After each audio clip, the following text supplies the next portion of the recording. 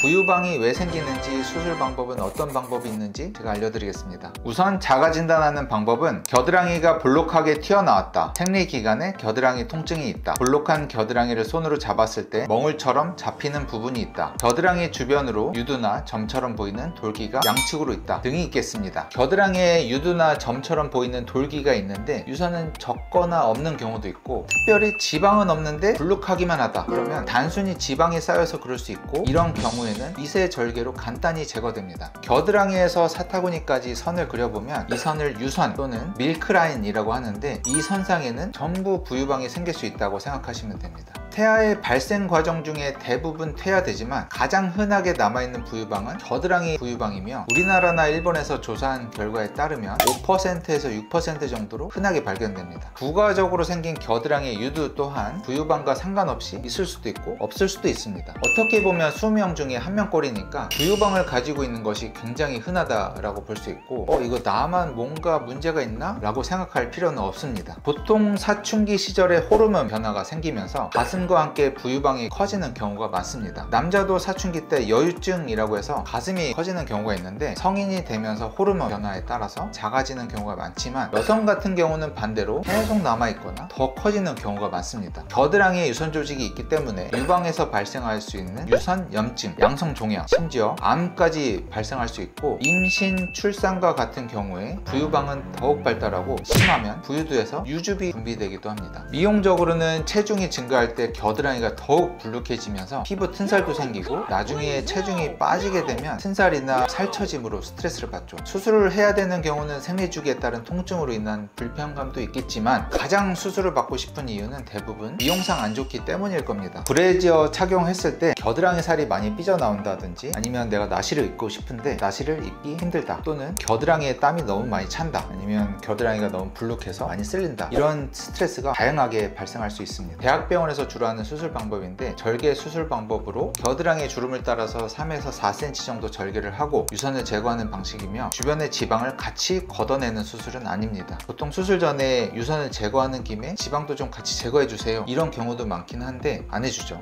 실제로 수술 후에는 이렇게 겨드랑이의 절개 흉터도 크고 핏주머니와 배액관을 삽입하여야 합니다. 눈에 보이는 유선을 확실하게 제거할 수 있는 장점이 있지만, 유선만 제거하였기 때문에 생리시 통증은 좋아졌지만 외관적으로 불룩한 모양이 계속 남아있어서 크게 차이 없는 경우도 있습니다. 당연히 이런 수술 방법이 잘못됐다는 것은 아니고, 지금은 미용적으로도 해결해야 되기 때문에 흡입과 유선 제거를 같이 진행하는 방식을 사용하고 있습니다. 부유방 지방 흡입과 유선 제거만 하는 경우에는 겨드랑이 주름을 따라서 미세 절개 하나와 유선 중앙부의 절개 1개면 충분합니다. 우선 겨드랑이 부위에 지방 팽창 용액인 투메센트 용액을 넣어서 지방과 유선을 부풀리고 이것을 흡입관으로 제거하는 방식인데, 유선 조직은 굉장히 질기기 때문에 흡입 방식으로 전부 제거할 수가 없어요. 그래서 유선 조직이 가장 많은 중심 부위에 구멍을 뚫어서 부서진 유선을 잡아당겨서 제거하는 방식으로 진행합니다. 유선 중앙부는 사람마다 위치가 다 다른데 최대한 겨드랑이 속으로 가깝게 숨기면 좋죠. 상처가 겨드랑이에 있기 때문에 추후에 흉터가 가려지게 되고 3에서 6개월 정도 지나면 거의 티나지 않아서 기본적인 절개 방식에 비하면 차이가 엄청납니다. 수술 이후에는 겨드랑이가 불룩하거나 뭔가 채워졌다는 느낌이 안쪽으로 쑥 들어가서 미용적으로도 굉장히 만족스러운 수술이 될 것이고, 수술 직후에 배액관이 없기 때문에 훨씬 편한 방식입니다. 늘어나 있었던 피부 조직들은 리모델링 과정을 거치면서 조금씩 정상으로 돌아가려고 하기 때문에 피부를 잘라내야 되나 이런 생각은 하지 않아도 됩니다. 만약 부유방이 있는 것이 의심이 되었다면 초음파 검사를 꼭 받아야 됩니다. 유선은 질기지만 부드러운 조직인데 지방 흡입을 하면서 상처를 받게 되면 섬유 조직들이 더욱 쌓여가지고 질기고 딱딱해져서 겨드랑이가 심하게 뭉치게 됩니다. 아까도 언급했듯이 흡입관으로 유선을 제거할 수 없으므로 부탁대고 수술했다가는 겨드랑이 모양이 더 나빠집니다. 바이오밴드가 최대한 줄어든 시기인 6개월 이후에 하는 것이 좋습니다. 만약 자가진단을 통해서 부유방이 의심이 된다면 초음파로 유선이 있는지 확인을 하고 수술을 진행하는 것이 좋습니다. 혹시 성장기나 20대 초반에 부유방이 고민이 된다면 자연적으로 개선되기 힘들기 때문에 빠른 수술 결정을 하는 것을 권장드립니다. 병원 방문이 무서웠다면 제가 친절하게 설명드릴 테니까 부담 없이 편하게 방문해 주세요.